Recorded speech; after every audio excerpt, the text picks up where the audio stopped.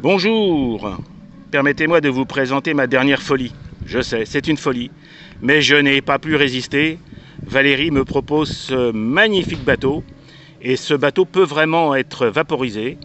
Et tu vas nous expliquer d'abord quel est ce bateau, son échelle, etc. Et ensuite pourquoi je peux le vaporiser, entre guillemets. C'est-à-dire l'équiper de vapeur et pas le vaporiser, on est d'accord.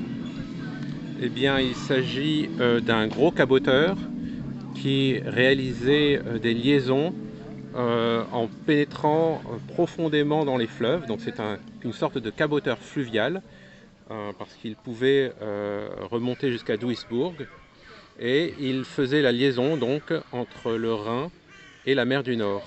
D'accord. Et donc c'est la raison pour laquelle les mâts que vous voyez sont relativement bas pour qu'ils puissent passer sous les ponts facilement sous un certain nombre d'ouvrages, en tout cas dans une certaine limite. Ce n'est pas un navire fluvial à proprement parler. Oui, parce que par exemple les cheminées ne se rabattent pas, etc. Voilà, exactement. Mais il est capable de pénétrer plus profondément dans les terres qu'un navire océanique habituel. Et donc dans la réalité, il faisait un petit peu plus de 70 mètres, ce qui au 50e se traduit par environ 1,40 m. Et donc ce navire date d'avant la Première Guerre mondiale, 1907. Je ne connais pas plus le détail de l'existence de cette série de navires, parce qu'il s'agit d'une série, il y en a eu plusieurs. C'était des navires très économiques, à chauffe au charbon, dotés d'une machine à triple expansion, donc une machine à vapeur. Un peu comme le Liberty Ship, alors quelque part. Un peu comme de nombreux navires de l'époque. Et c'est pourquoi il se prête bien à la vapeur.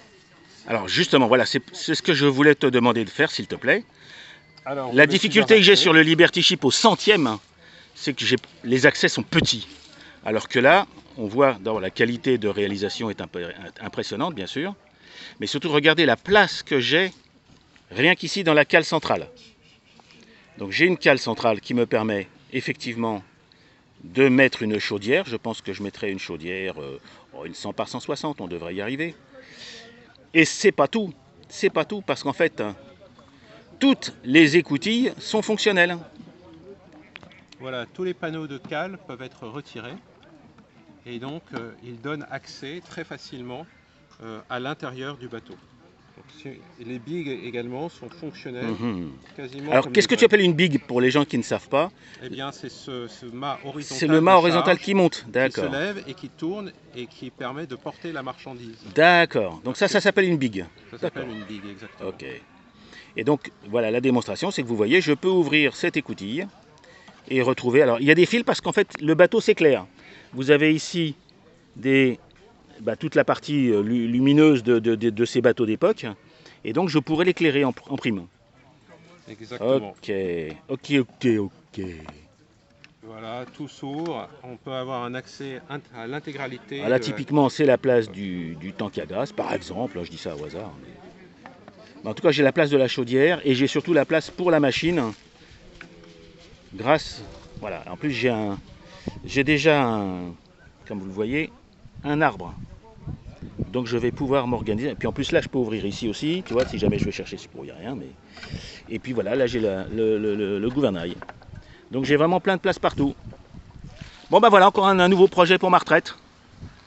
Beau bébé. Et est-ce que je dois dire merci à Valérie? Je ne sais pas. Je suis pas sûr. Parce que c'est un grand tentateur. C'est Valérie Tentateur. Et si par ailleurs vous êtes intéressé par de belles maquettes, n'hésitez pas à me passer le message. Il en a vraiment quelques-uns de magnifiques. Et je suis sûr qu'il sera ravi de vous en céder. Non? Tu ne seras pas ravi? Certaines. En tout cas, si vous cherchez des modèles comme moi déjà construits, n'hésitez pas à me laisser un message et je passerai le message moi-même à mon ami Valérie. Au revoir les amis.